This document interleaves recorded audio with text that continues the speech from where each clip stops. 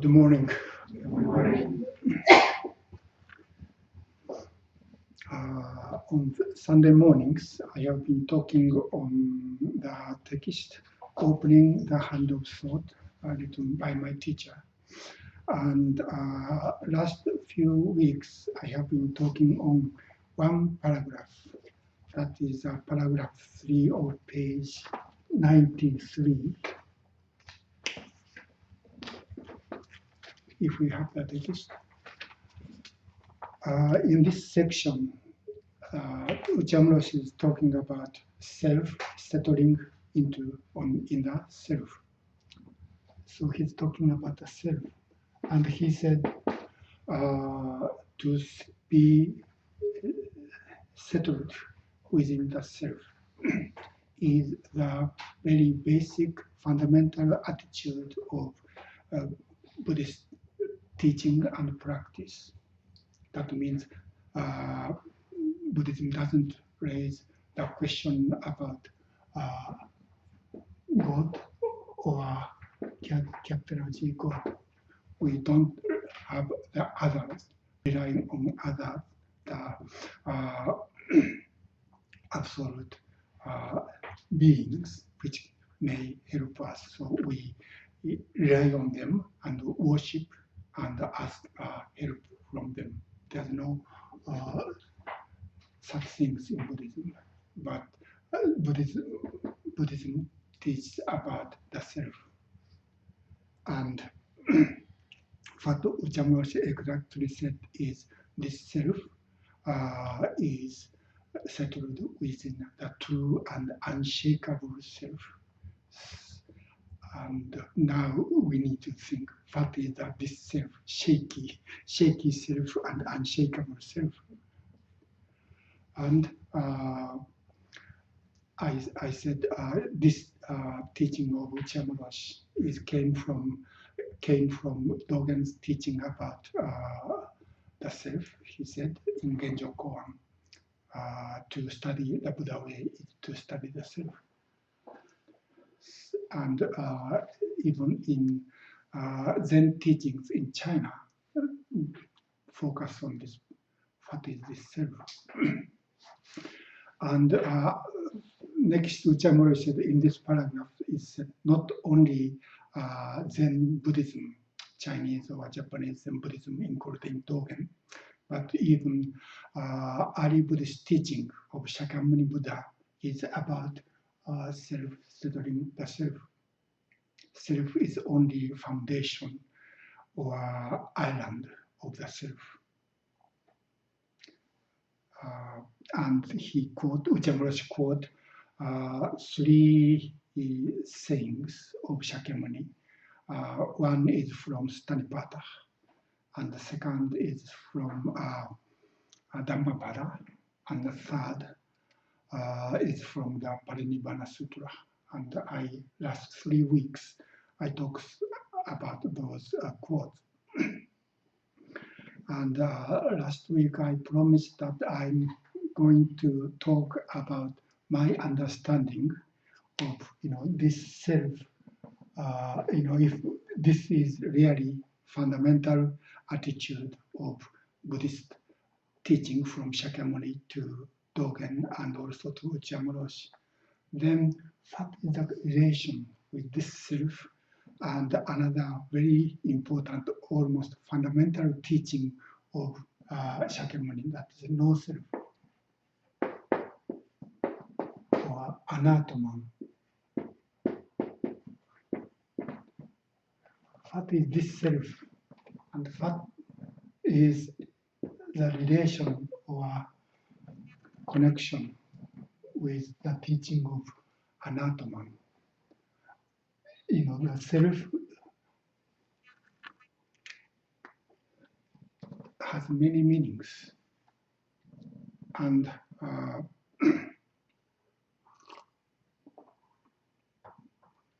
we need to understand what kind of self he negated. This Atman is called the self, and what kind of self his Buddha said that can be only the island of the self. we need to consider are these the same or different. And so we need to understand what is this Atman. About what Buddha said, there's no such thing. And as a kind of an introduction to what I'm going to talk, I'd like to introduce another story about Shakyamuni. And this is kind of very interesting story. This story appeared in the Pali Vinaya. Vinaya is a collection of the precept, so it's most, how can I say, official text, accepted by the Buddhist Sangha as an authentic teaching. And in this story, Shakyamuni Buddha, not too shortly after he attained enlightenment, so Buddha was still young. Anyway, I think while he was traveling, he was sitting under a tree in a forest. Then there are 30 men came with their wives to have a picnic, to have a fun. But one of those 30 men didn't have a wife. So they hire a woman as a partner of this person. Anyway, 60 people enjoy probably the beautiful day like today. But while they are enjoying, this woman, the hired woman, stole the valuables of men and escaped. So of course, those 30 men are trying to find this woman and to catch her and get their valuables back. So they were looking for the woman and came to where Buddha was sitting. That is the situation. So they explained what happened, and they asked him if Buddha saw the woman or not. Then Buddha said,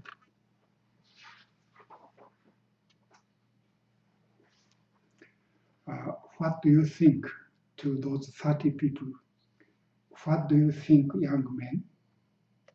Which is better for you, to go in search of a woman or to go in search of the self? And this self is Atta. Atta is a Pali for Atma. So Buddha is saying searching the self is better than searching a woman.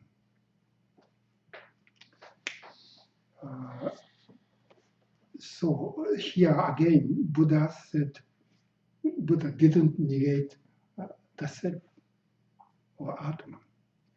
Then of course, there's a contradiction of his own teaching of no self.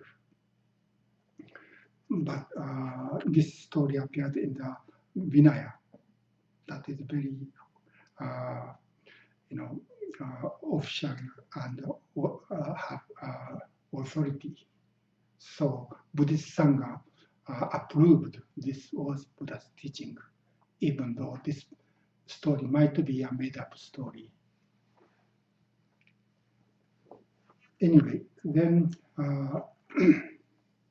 those men said, it would be far better, Reverend One, to go in search of the self.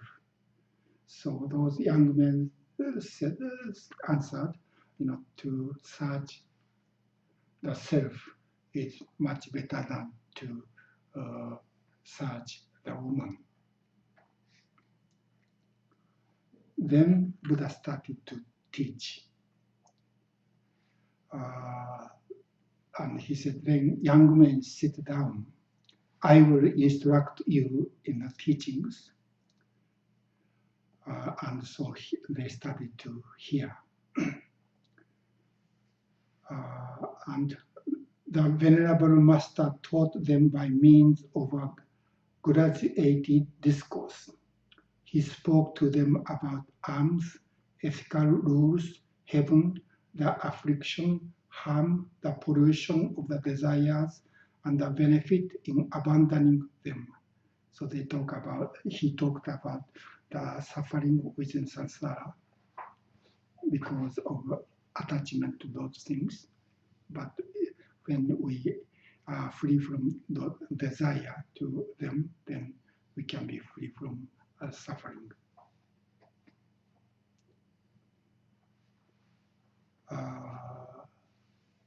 The Venerable Master, means Shakyamuni, knowing that their minds were sound, flexible, not given to erroneous views, joyful and brave, and clear, taught the teaching praised by all the Buddhas. And the teaching praised by all the Buddhas means this is the essential teaching of not only one Buddha, not only his own personal teaching, but the teaching of all Buddhas.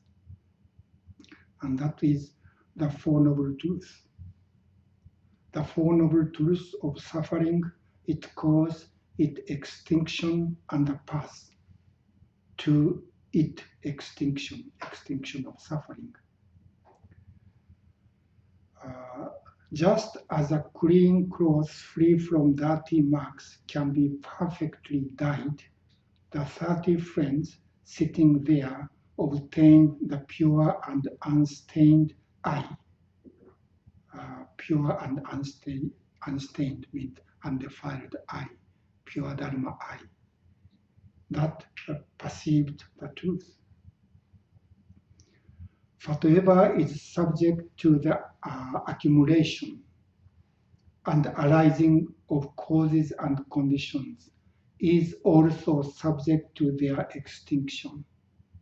So these Four Noble Truths and this teaching, whatever is subject to the accumulation and arising of cause and conditions is also subject to their extinction.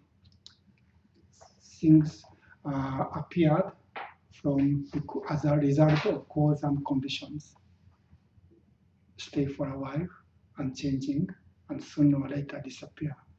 So this is a teaching of dependent origination. And this is a teaching of no self. Nothing, everything around caused by other things will sooner or later disappear, extinction. This is the teaching of no self. But first he said, better to look for the self. And the teaching he gave to those people is about no self. So at least in this story, this self and finding the no self, finding the truth or reality of no self, things are just coming and going, getting together, stay for a while, changing and disappear. That is the teaching of impermanence and no self. This is his teaching of what is a self. This is really interesting teaching to me.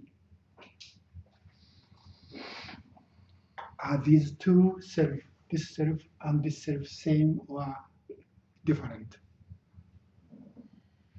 And a little later, Buddha said to those 30 people, he said, having conviction dependent on no one else.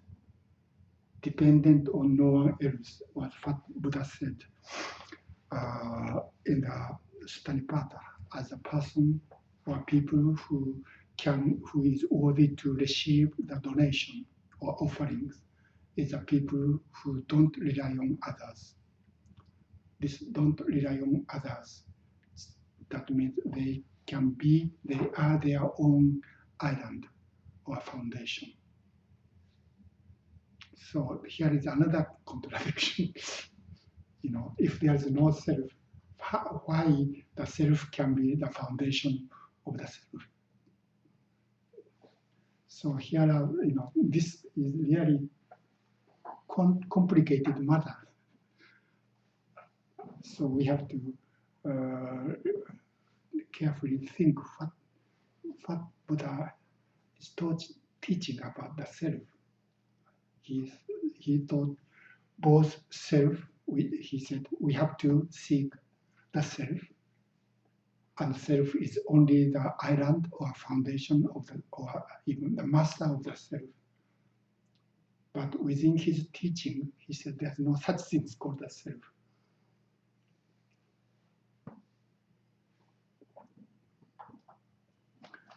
So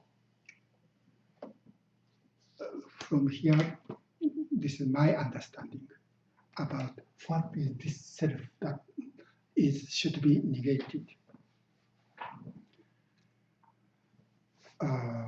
According to a Buddhist dictionary, not only Buddhist, it said the definition of Atman. Atman, An means no. So anatomy means no Atman. So what is the definition of Atman? And this is from one dictionary. According to the Hindu understanding, the real immortal self of human beings, known in the West as a soul. So this is like a soul. And it is a non-participating witness of the jiva, beyond body and thought. This is beyond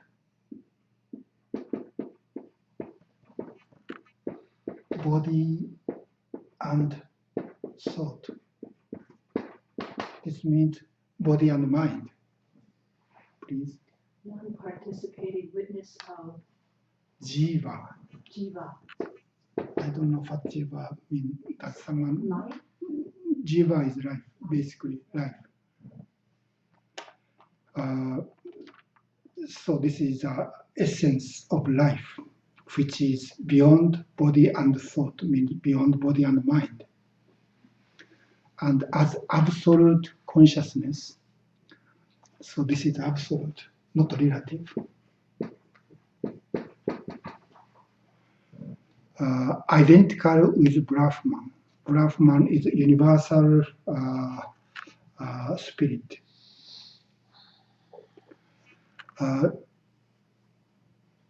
And in virtue of its identity with Brahman, its special characteristic marks are identical with those of Brahman. So Atman is identical with Brahman.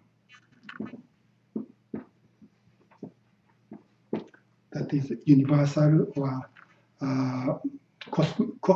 cosmic spirit. That means eternal.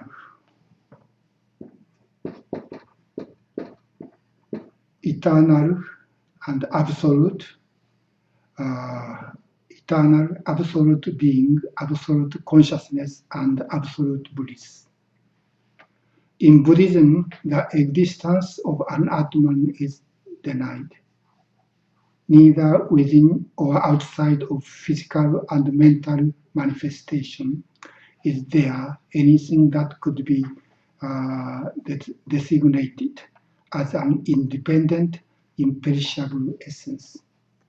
So, what Buddhism negates is, this Atman in this sense, and according to Abhidharma text, the Buddhist definition of Atman is, as I already talked, Jo Itsu Shu Sai.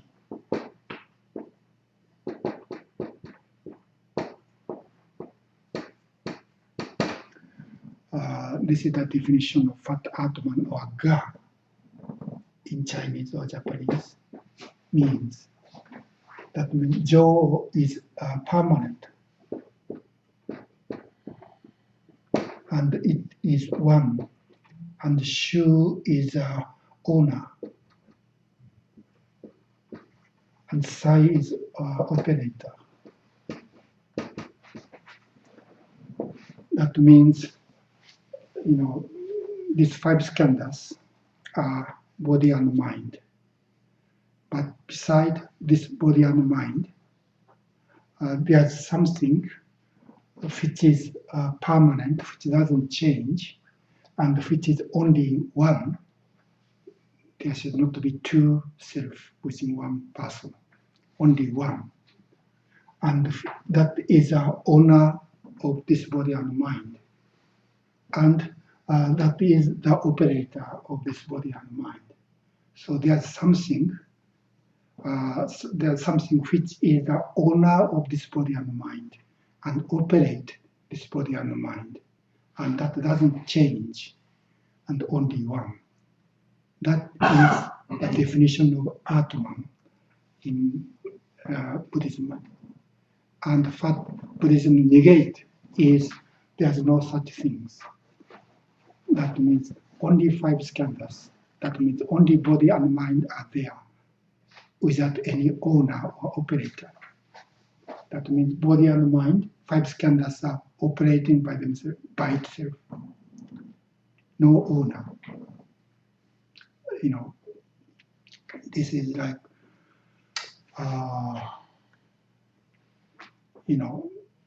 when I was born, I was a tiny baby, and my mind didn't work so much. But after that moment, I was born, my body has been changing, getting for first about 20 years, my body, became bigger and bigger. And my mind was also changing. And this changing, continue until today, until now, until when I'm 65. My physical and mental condition are constantly changing. My body 30, 40 years ago was much stronger, and my mind was much busier. Now, both my body and mind doesn't work so well, losing energy. So first, about 20 years, this body and mind grew, and changing, after that changing, not too quickly, like the first 20 years, but changing slowly. And after I became 50, I started to lose energy, and sooner or later I despair. So body and mind are changing. That means the 5 skandhas are changing. So if there is such things called Atman, it should not be body and mind, 5 skandhas. Then if there are such things are there, that means my body and mind are always changing. If there is something which is not changed within these 5 skandhas or somewhere else. And even though both our body and mind are changing, we say when I was a baby, when I was a teenager, when I was 40 or 50, when I was a baby or when I was a student, when I was a young monk.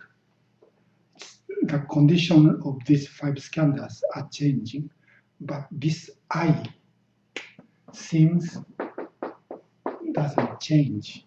I was I 65 years ago, and I'm I even today. And all the difference I experience is experienced by this I. So this I, which doesn't change, goes through those different conditions. I think that is how our way of thinking, how can I say, interpret in order to make it make sense. If there's no such I is not used, then we cannot understand and explain even the change. Because there's something which doesn't change, we can say these have been changed, right? If there's no such things is there, then how can we understand and explain the change? Without saying I, what is the change? So I think in thinking, in our way of thinking, we need I. And this I experience the change. But this I doesn't change. So without, how can I say, using this concept I, we cannot even think about change. Please. And it kind of reminds me of when you're a child, you hit dots and you draw lines around to connect the dots. But it seems very similar to this. Like they're just moments, and we want to try to see some connection. Yeah, of course, there's a continuation. My babyhood is different from your babyhood, and there's a certain sequence, how and why I became a person like this. There's a continuation, but within this continuation, everything is changing. So how can we explain this, understand both continuation and change? That is a point. So I think this I is a kind of what it's called, a request or necessity of our thinking. But once I put this I as a subject of change, then somehow we think this I is real thing, really existing. Things that are changing is not really existing. We cannot rely on those things changing. But this I, which doesn't change, is true me. And we kind of reify this concept as the owner of 5 skandhas. I think that is what this Atman means. So I think Atman is created as a necessity of our way of thinking. That means Atman is created within our thought. But we think this I is a subject of Atman, of thinking. I am thinking, even though this I was created or produced by our thought. And we think this I is the owner, subject, and owner of this thinking. And what Buddha taught is there's no such I, except as a kind of a symbol of a sign. So this I is same as X, Y, or Z. There's no substance. It's not really existing, but this is necessary when we think.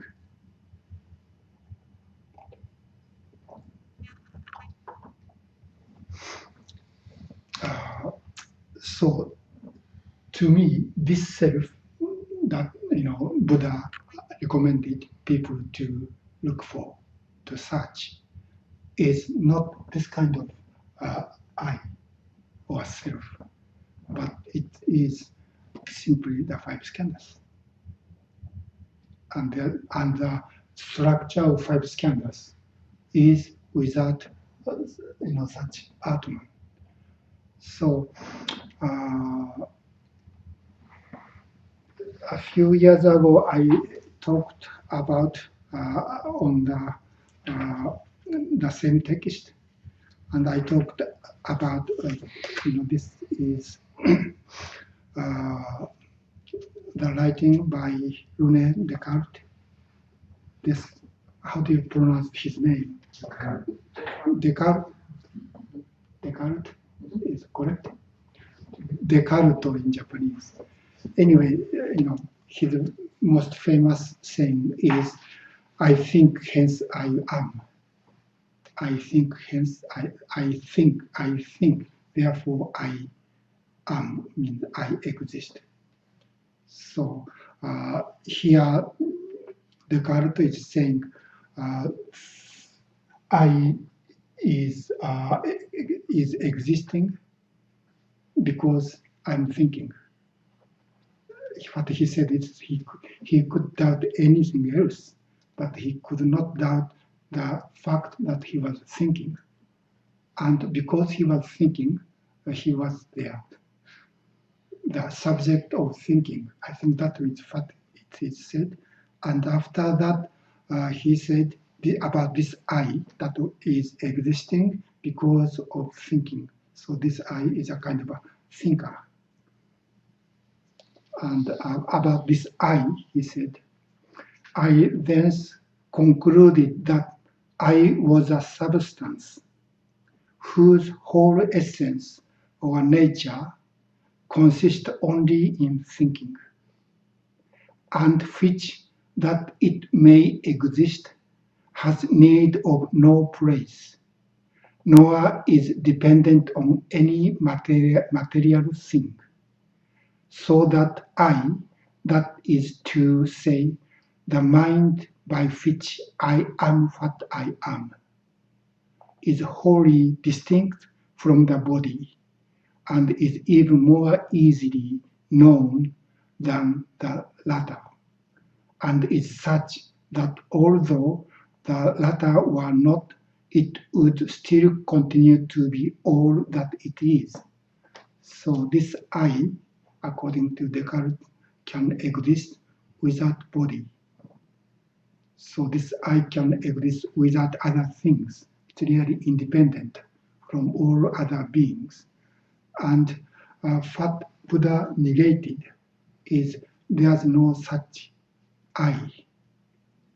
So Buddhism, I think Buddhism went to the opposite direction. Descartes said, I exist because I think, or I think, therefore I exist.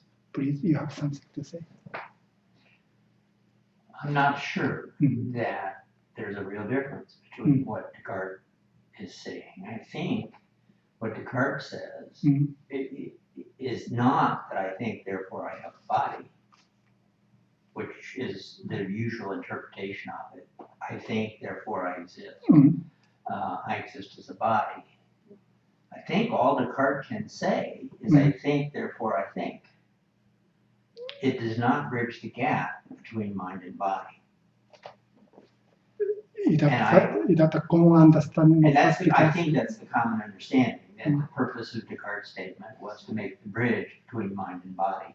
So I think, therefore I am, gives you a corporal existence because the mind has to be part of the body.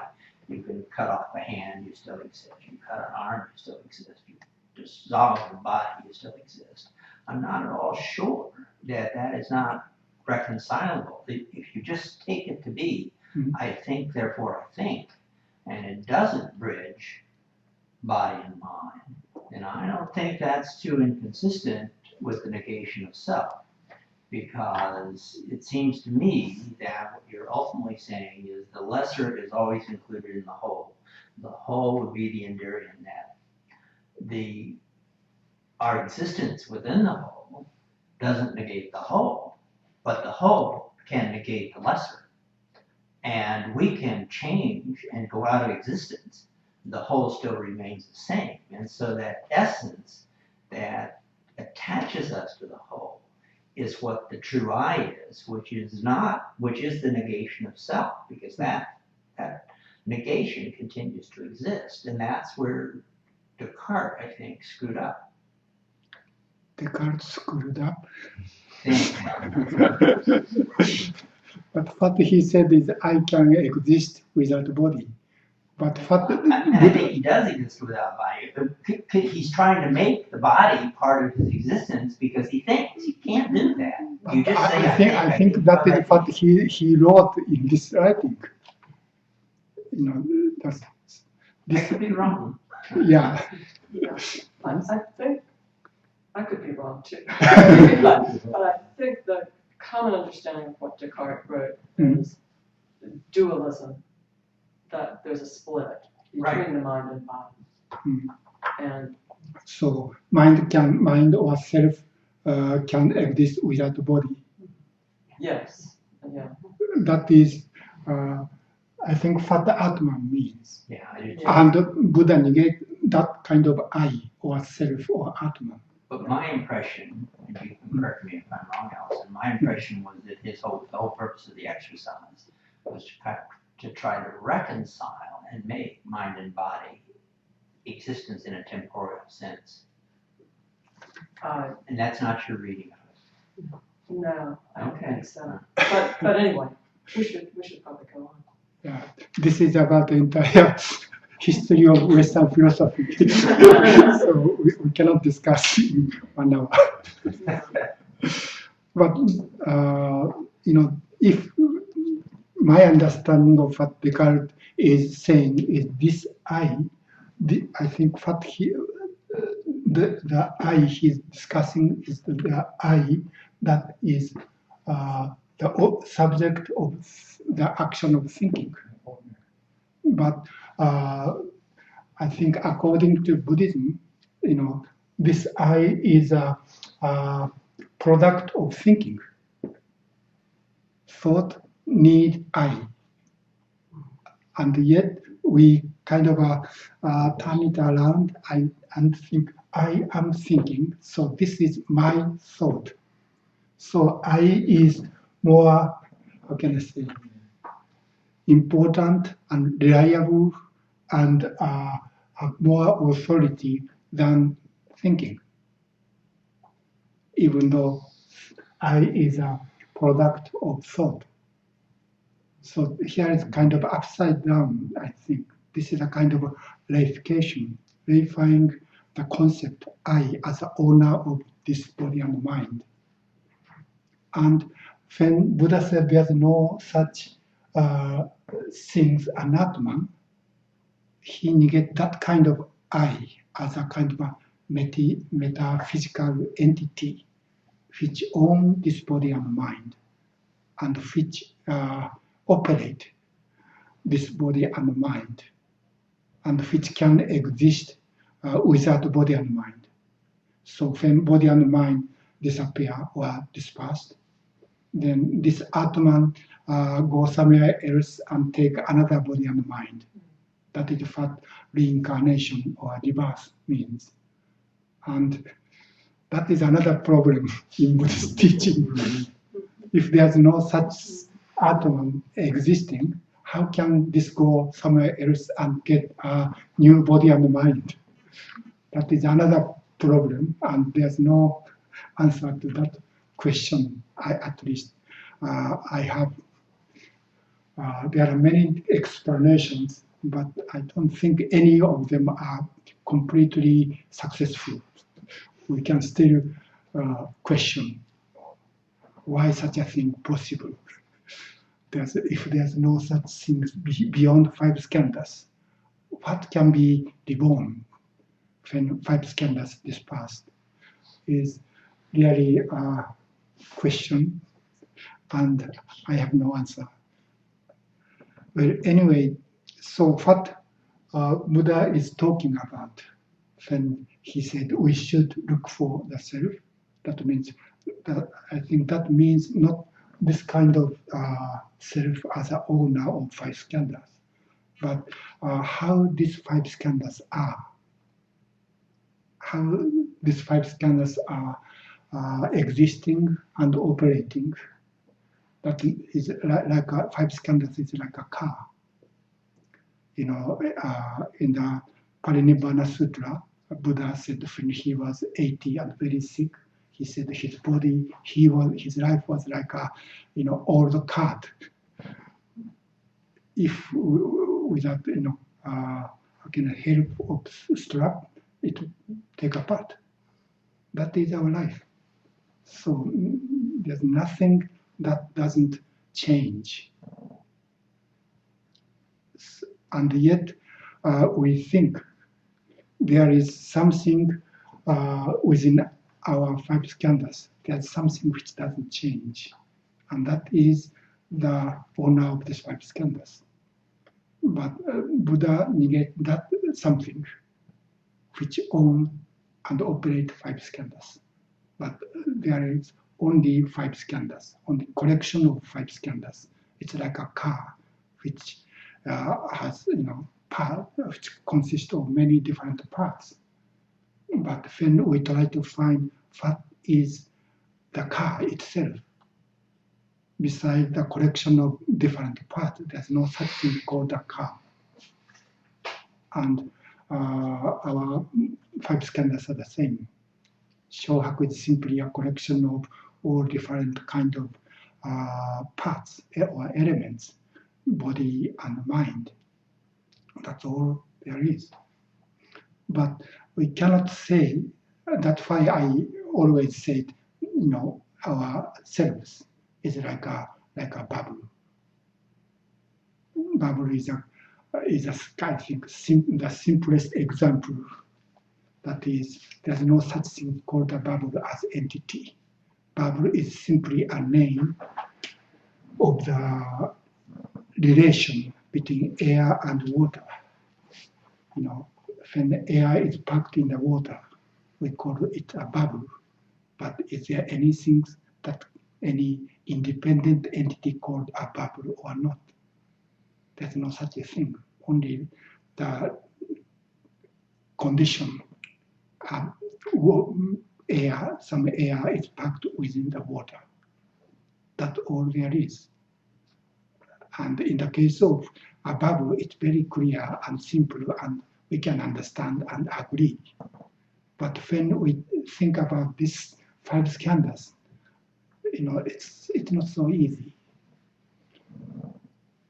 Of course, these 5 skandhas, our body and mind is billions of times much more complicated than a bubble. I think, but basically the same thing. The connection or collection of all different elements. Please. So are you saying that when the Buddha said to these people that it's important to seek the self, he was using self in the sense of the bubble, really? Yeah.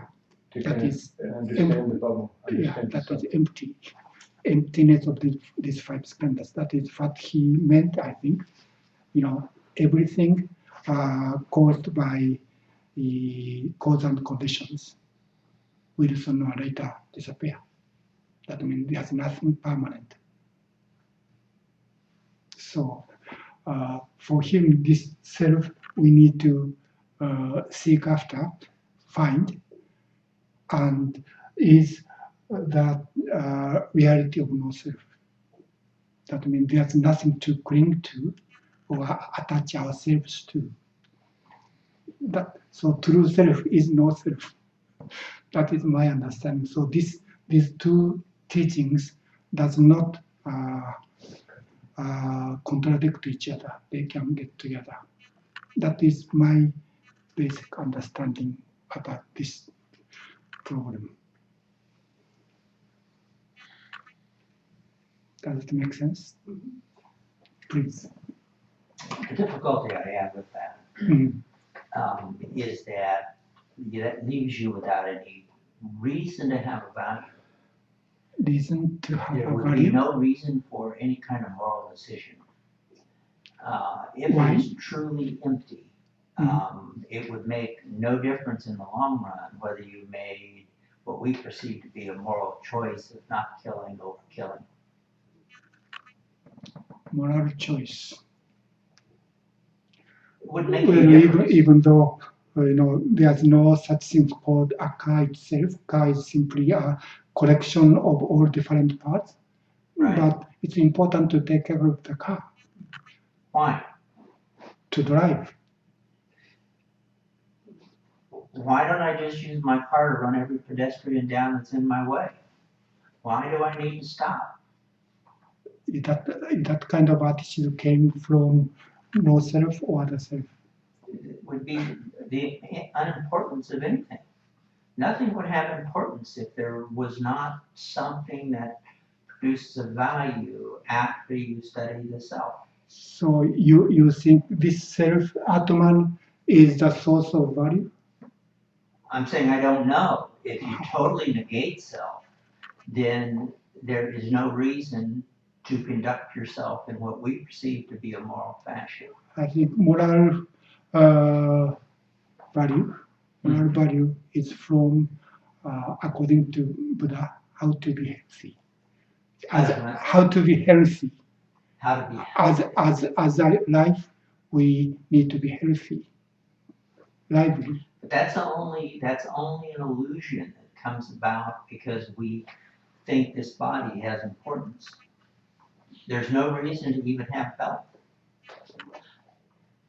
I think that is a very different problem, whether the self or anatoma or not, or there's atman.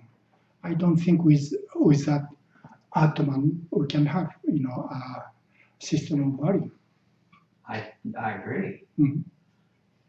And to negate a system of value Mhm. would be to mean that anything that we decide as a self has no value. I don't think negation of atman is not negation of value. It's, I think, to me, it's different Could topic. be, but well, okay. Please. Well, I think it seems like there's a confusion that comes from language again, where you say there's no self, but if you say there's no self, then that's a nihilistic statement, then it's almost a contradiction, like I can't even be talking if there's no self. There's obviously some kind of self. When Descartes said, I exist, that much I can affirm. Whatever I means, that we can investigate that, and the Buddha recommended that we investigate that. So what it means is that it's not so much that there isn't a self, but the self isn't what you think it is. And we all have this kind of intuitive sense of what the self is. And then it gets, when we try and say what those qualities are, then we say, oh, owner, permanent, only one per body, operator. Then that's what it appears to be, and then that's conventionally how we behave. But if you really look at it and really go on that journey to try and find that particular self, then you can't really pin it down. So it's not that there's no self, but it's just not what you think it is. And I think in reincarnation also, that because that came out of the whole Hindu worldview, then if you go beyond that and have the Buddhist worldview, then there's going to be a problem. Reincarnation needs to be upgraded in the same way that the idea of the self was upgraded. So you might say that, and when I talk to other teachers about the existence of reincarnation, which for me was a problem and a reason maybe to not be a Buddhist, then they said, well, it has a practical value in that we can explain things by saying, well, it appears in the same way that there appears to be a permanent self, there appears to be, kind of based on the agricultural model, that you put the seed back in the ground and then it grows, and then it's harvested and dies, and then you put it back in the ground. So, that understanding seems to come from that worldview, but it's not reincarnation. Then isn't what it appears to be. So then that's another topic for you to teach us on. There's a problem for that also. Yeah. This is about continuation and discontinuation. Each moment, each thing is just as it is. but it's also continuous. How can we explain both, please? If I can I ask one more question, but I don't want to interrupt. That's okay. Is the relationship between the self that the Buddha said, know the self, is the relationship between that self and this beyond Atma, Anatma, is it the same relationship between just sitting and enlightenment? In the sense that they are one, and yet they are not the same, that they are one and they are the same. And we, in our sitting practice, we just sit because we consider that already enlightenment. And it's as though the self that the Buddha is saying to know is not existing, is anatma.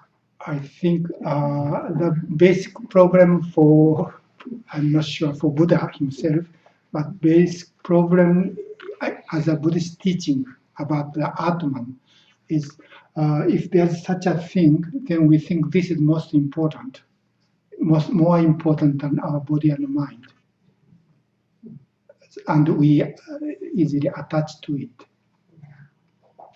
And because our body and mind is my possessions, I attach to our body and mind, and also my possessions.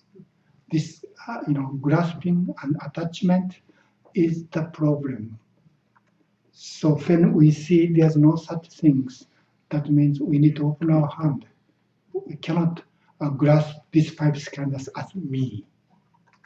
And what we do in our zazen is open our hand. That means, there's no such things we cling to. So five skandhas, just be five skandhas. Five skandhas doesn't cling to our five skandhas as me. I think that is a basic problem. So we need to open our hand. Let go of thought means let go of our. Is there something?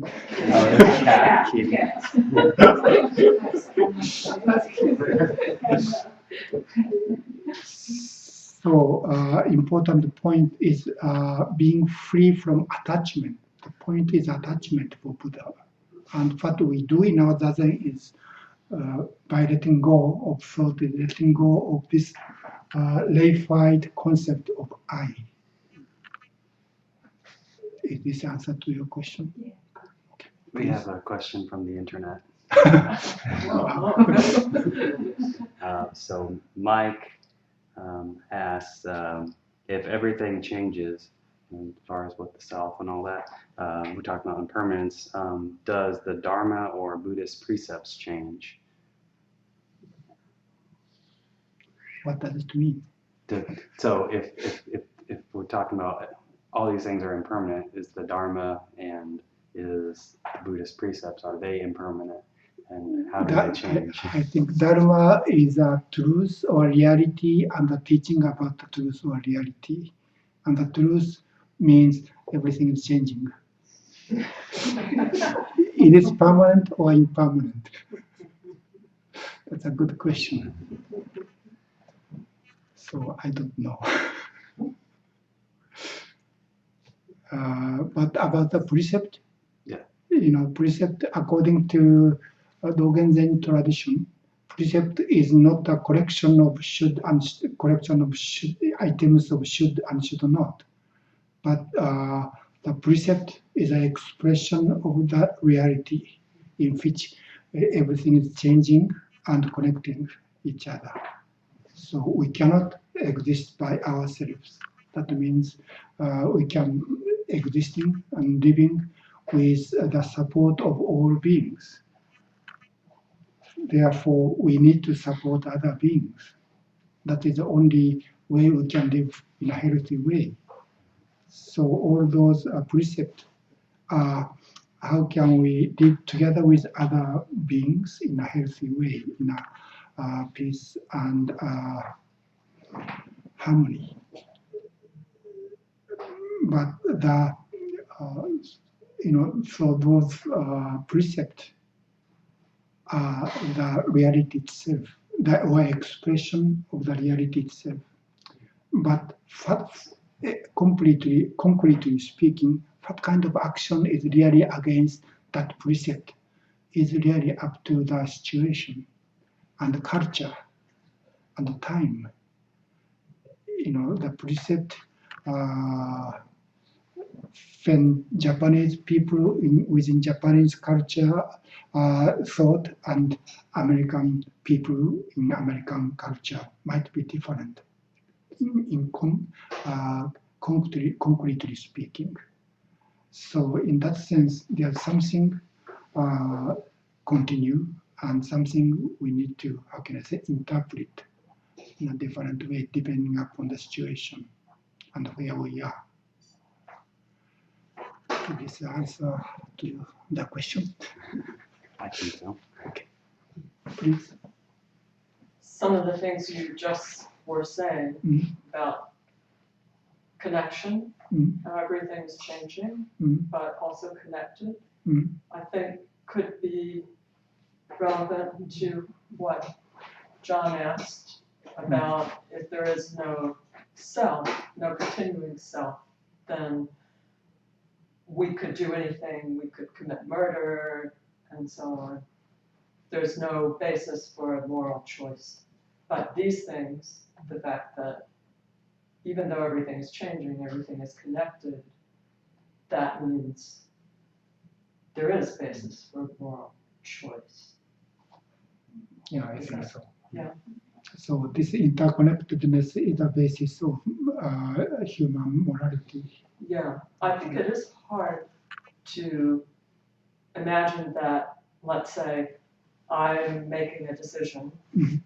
We speak that way. I'm about to make an important decision. And with the concept of free will, and we weigh all the factors and we decide what to do. And yet, I suppose that's an illusion. It's an illusion that I decide.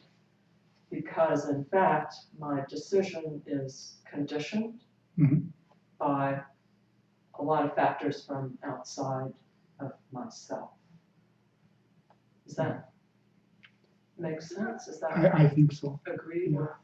Even our decision, thinking and decision or judgment is caused by the conditions, by all other things. And Dogen called this, how can I say, we are produced and created in this way within the relation with others. I was born in Japanese society. That's why I think as a Japanese in Japanese way. But by coming and living in this country, American culture influence somehow in my way of thinking and doing things. So I'm a kind of a product of the culture. But what I'm doing may change the culture. What we are doing change the situation in the entire society. So we are made by the society, and we make the society. Please. That reminds me of Dogen's image of the rowing the boat, the waves push the boat, and yet we also drive the boat. And he, in his expression, this is called Zenki or total function. It's not only my action, and it's not only others' action, but self and others working together as one function. Please. Is it sort of like when we're sitting in Zazen, we think we're sitting still, we have the illusion of sitting still, but in fact, the whole world is moving. Yeah, I think so. Okay. Thank you very much. So next.